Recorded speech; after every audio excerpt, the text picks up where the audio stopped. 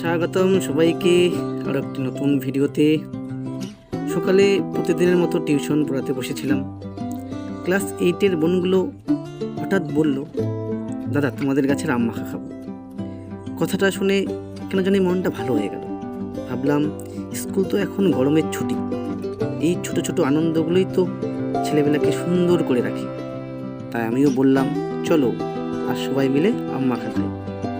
তারপর উঠানে বসে কাঁচা আম কেটে লবণ মরিচ সর্ষের তেল মেখে সবাই আমরা আম মাখা খেলাম।